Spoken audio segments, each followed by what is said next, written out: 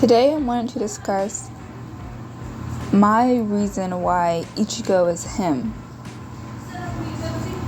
Ichigo is not him because of his bloodline or powers, but who he is as an individual. And of course his lineage is important and plays a pivotal role in who he is, but I believe there's more substance to him than just his powers. I believe his character and morals heavily plays a part in who he is as a person. I personally believe in character and morals, and I think people should focus more on that instead of other things, because in today's society now, character is kind of looked over or discarded for other things that seem more important than that. But I think what your character is defines you as a person. My definition of character is basically, what do you believe in? What do you stand for? How do you stand on your principles? Are you keeping your word? Are you doing everything you said you were going to do?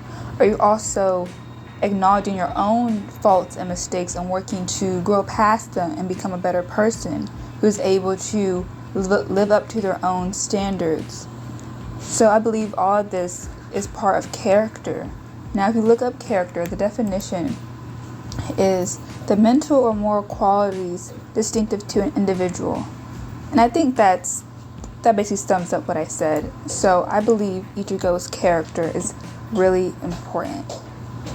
So Ichigo displays his character in many different ways, because whatever he says he will do, he does. It might take 50 episodes, but he will get there. He will get it done. For instance, when Rukia is first captured and taken to the Soul Society, he wants to save her because she is his friend.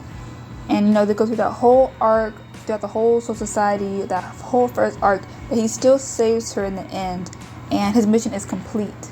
It is done. And he surpassed so many obstacles, like different captains, lieutenants, Soul Society saying, "Who are you? What are you doing here?" The evil plots in the background of the story that Aizen is cooking up. He surpasses all of this just to make sure he saves Rukia because she is his friend. And he said he was going to do that. But besides him having character, which is really important to him, he was also trying to find himself. Throughout the whole show, it's basically Ichigo learning more about himself. You could say he's learning more about his different lineages, where he came from, more about what he stands for, what is he going to fight for, how long is he going to fight. So I think that all ties into him finding himself throughout the whole entire show. And how is he reacting to learning about different aspects of himself or his sword, which is basically himself, and other stuff. He's finding himself and training and going through all these different arcs with different villains. He's also carrying the burden of everyone else on his shoulders. Saving Rukia, saving Orihime, helping out the Soul Society. He's doing all of that. And basically just for free. Just because of his defining character and what he values. He values friendship, friends, being safe, people having free will to do something themselves, not an external enemy coming and choosing that life for you.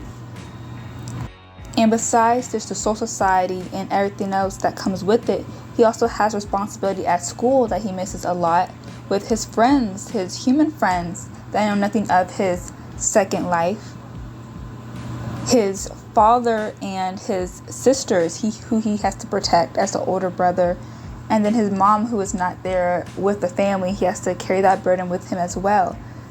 So he's all just trying to kind of wrap his head around all these different things that are going on. Even in the beginning when he first learns about the Soul Society and swords and all these different powers people have and spiritual pressure and being scared and stuff, he really doesn't know anything about that or himself, because he didn't really find out about his lineage and where his really parents came from until later in the season. But before that, he has to figure out who is white. Is white good or bad? Now, for me, when I was watching Bleach, I really thought white was bad. White was evil, and And Zangetsu was the good guy. Zangetsu was him, or was his sword, you know? But after watching it a second time, and after, I think during the ending of Thousand Year Blood War and all that stuff, white is actually a part of him. White is the hollow part of him. So even if I'm the audience and I'm watching this, and I didn't realize that was him, or the good part, or that part of him, or the hollow part of him, until the end. I know Ichigo was flabbergasted to find that out, to actually realize he has to accept that part of himself he does not like, who is radical, out of control, who's very violent and hurts people and wants to fight all the time. He really has to accept that part of him. He can't just make it go away. He was born with it. And that's whole hollow mask comes in. He's training to conquer the hollow mask power. He still kind of hasn't done that yet, but he's working towards that. And I really like that about him, how he always works towards something, tries to find out answers, try to learn more things, whether it's powers, about himself, about other people, to understand why people do things. I really like that about him. I value that from him. And that goes into my next point about how hard he trains and works. Because even though he has a very extraordinary and rare bloodline, Ichigo still works hard for everything he has. And he has to work through the confusion of what his powers are. There's all of that.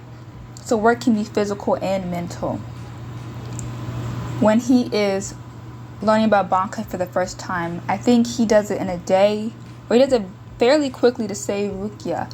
But he struggled through that whole sword thing, trying to find his sword, which is basically finding himself through all that sand and stuff, not knowing what's going on, and trying to pass the multiple tests of Urahara. But in the end, he does receive his Bankai because he worked for it day and night, using his will to further any of the activity he has done, to further his training, to further the want of wanting to save Rukia. That's how he got his Bankai.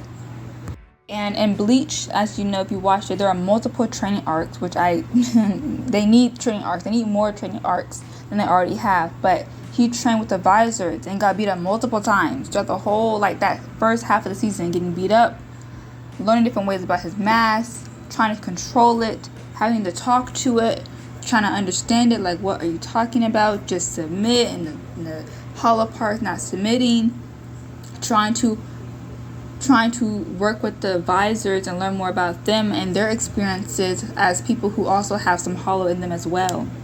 Throughout the different training arcs, different phases of strength he comes across, different levels he reaches, there's a constant showing and telling of having to improve and change oneself and mindset. For example, the blade is me. We don't learn that until the very end of second part of A Thousand Year Blood War. The blade is me. But in the previous seasons, we learned that the blade comes from the soul. But you still had to go through all those different challenges in between to realize the blade is him. And probably in the new part coming up this fall, we'll learn something new about him. Something new about his sword that he probably didn't know about. So this is going to really be interesting, what he's going to be finding out and figuring out, because I love going on this journey with Ichigo to really figure out what's going on, what's inside of him, how is he going to learn from it, how is the inside going to be manifested to the outside. I love the constant changing and improving and leveling up and transforming yourself, because there is no really correct version of yourself. There are multiple versions of yourself, and you just have to go through all of that.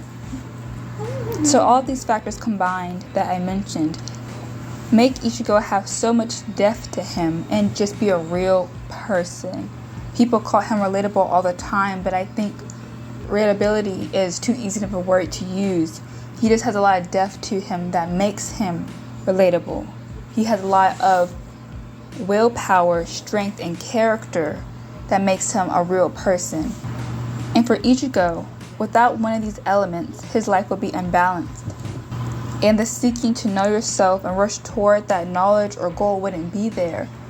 If he had never encountered Rukia, he would have never gained his Bankai. If he never wanted to save Rukia, he never would have met Byakuya and had a fight with Byakuya that released his hollow mask. Or he never fought Aizen and have the will to fight and strive for something and to almost kill a person because of how evil they are. Without the fight with Kenpachi, he wouldn't have really encountered Zangetsu like that, wouldn't have known him like that.